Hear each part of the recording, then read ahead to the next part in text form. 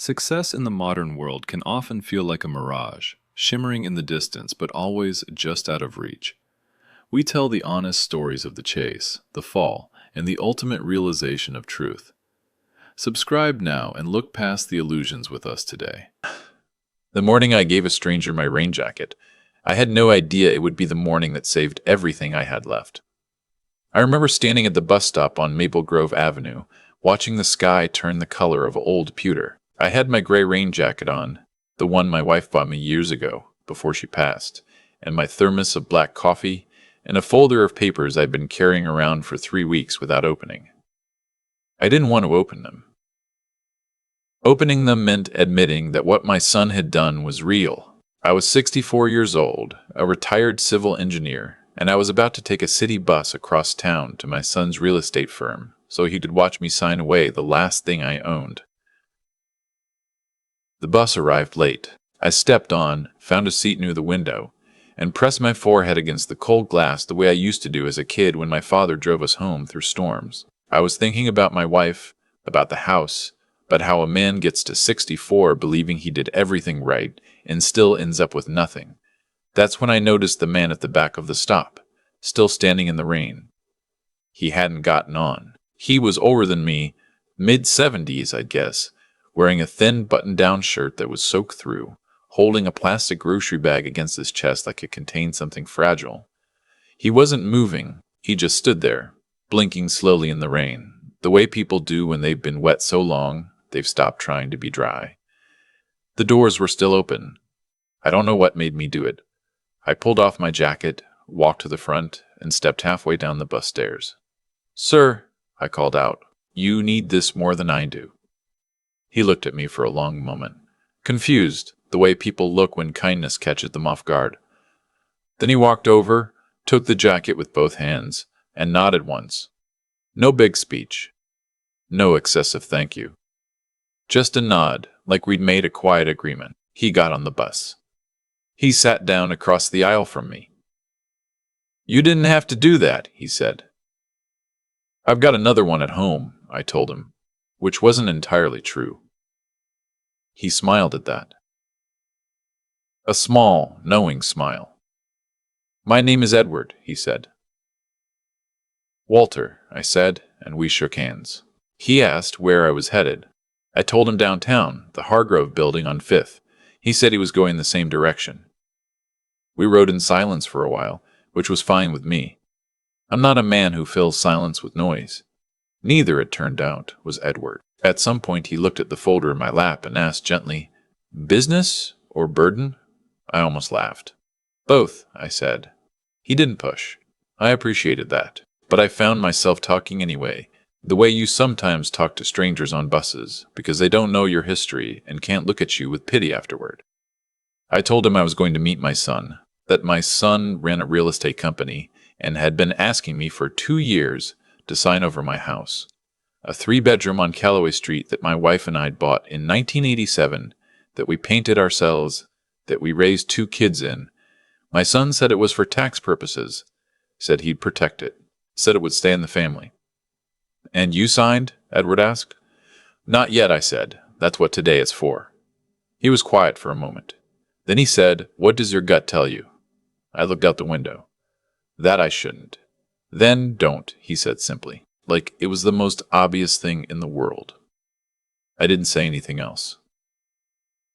But something about the way he said it, not with drama, not with lecture, made it land differently than all the warnings I'd been pushing away for months. We got off at the same stop. The rain had thinned to a mist. Edward paused on the sidewalk and looked up at the Hargrove building the way people look at places they recognize.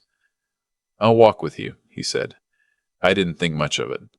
He seemed like a man with time and nowhere urgent to be. We crossed the lobby together, the kind of lobby that's designed to make you feel small. Marble floors, high ceilings, a security desk staffed by a man in a blazer who looked past both of us like we were furniture. My son's firm occupied the 9th floor. The elevator opened, and there was my son, standing in the middle of the lobby with 2 of his colleagues, holding a coffee and laughing at something on his phone. He was 41, well-dressed.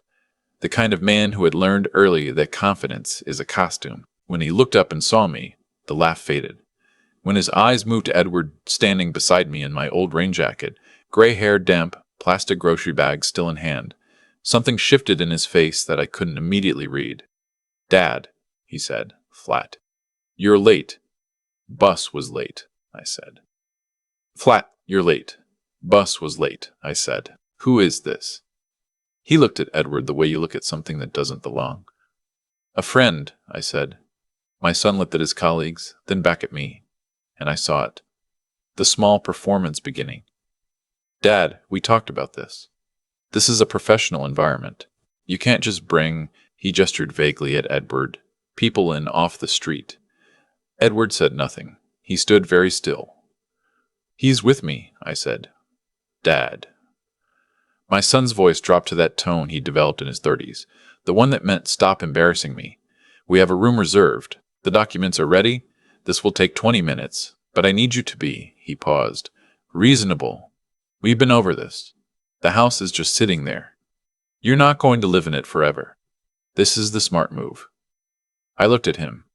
At the suit, at the coffee, at the colleagues pretending not to listen. And I thought about my wife painting a hallway yellow because she said yellow was the color of mornings.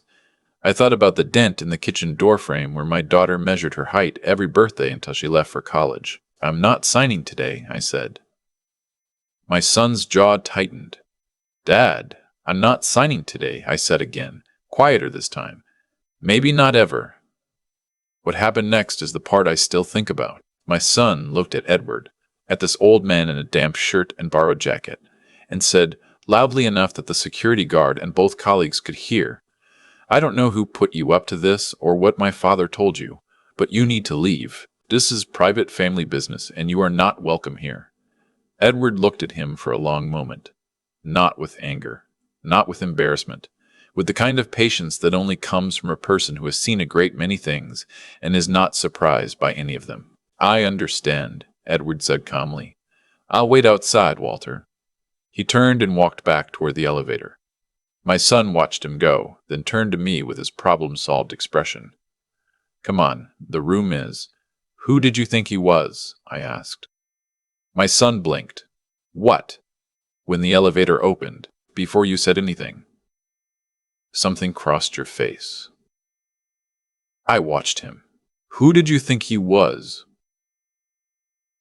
The problem-solved expression flickered. Nobody. I just didn't recognize him. "Right," I said. "I told him I'd be in touch." I took my folder, and I walked back to the elevator. Downstairs, I found Edward sitting on a bench near the building entrance, looking entirely unbothered, like a man waiting for a bus he knew would eventually come. "I'm sorry about that," I said. "Don't be," he said. "Sit down." I sat. For a moment, neither of us spoke. Outside, the mist had cleared, and the morning sun was working its way between the buildings. "Can I ask you something?" I said. "Of course."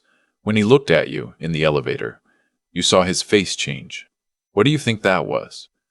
Edward folded his hands over the grocery bag in his lap. "Some people," he said, "have done things they're not finished being afraid of." I turned that over. "Did you know him before today?" He paused for just a beat.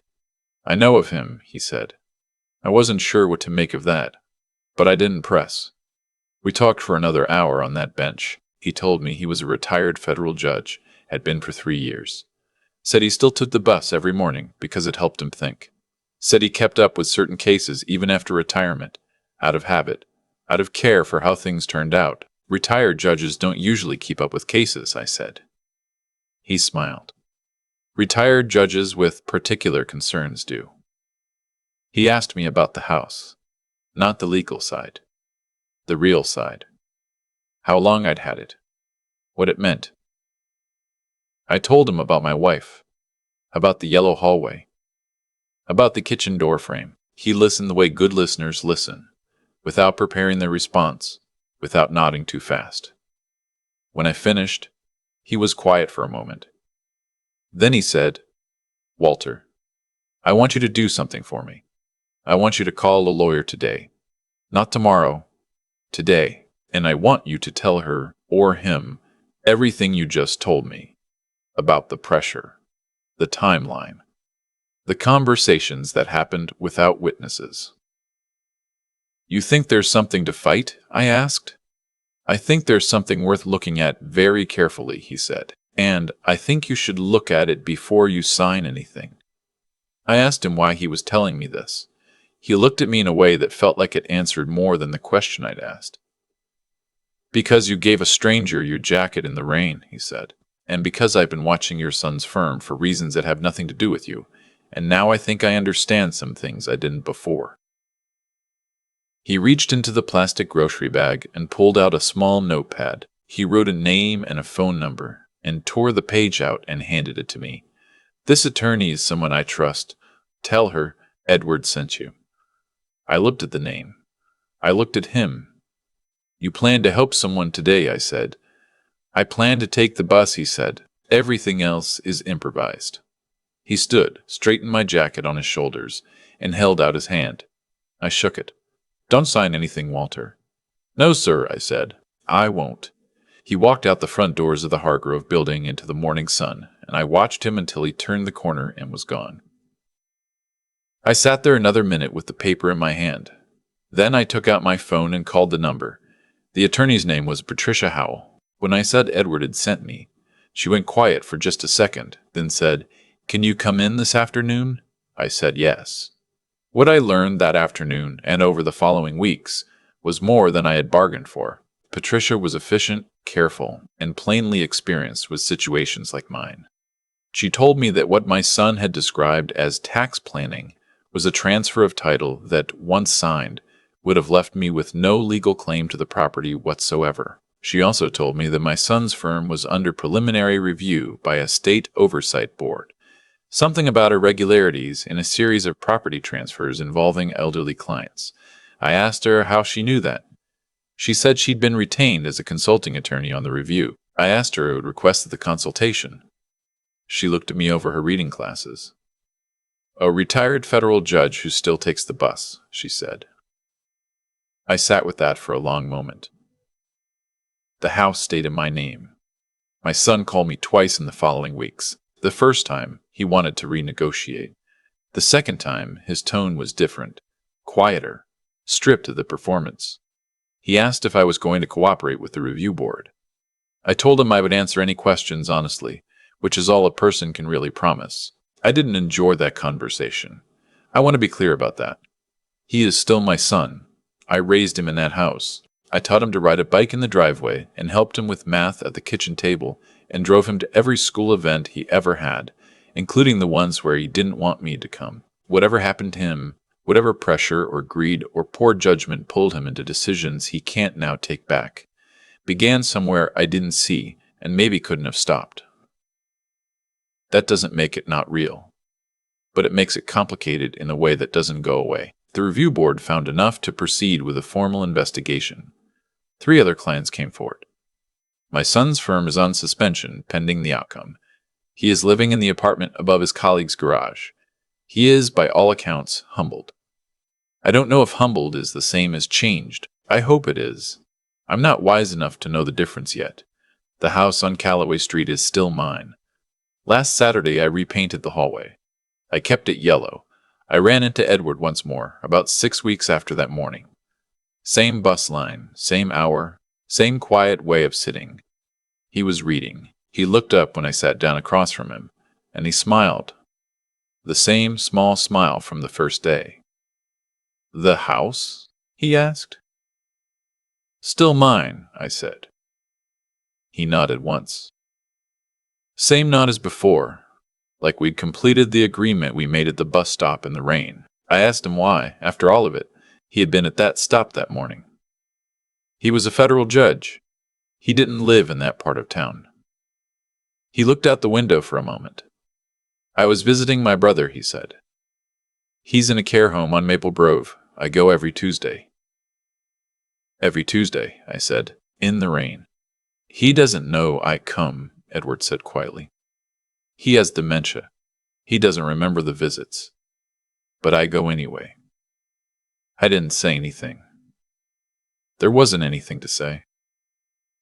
We rode together to the next stop. He got off there. Before the doors closed, he turned back and looked at me. "Keep the jacket," he said. I looked down. I had my gray jacket on, the one my wife bought me, the one I'd handed to him in the rain that Tuesday morning. I hadn't even noticed him returning it. I held it together until I got home. I sat in the kitchen for a long time, in the house that was still mine, with the yellow walls and the dint in the doorframe, and the ghost of every morning my wife ever made coffee in that room.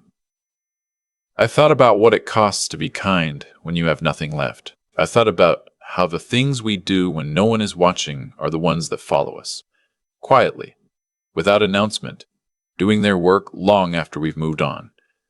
I don't know if any of that is grace or just good timing, but I kept the jacket, and I still take the bus.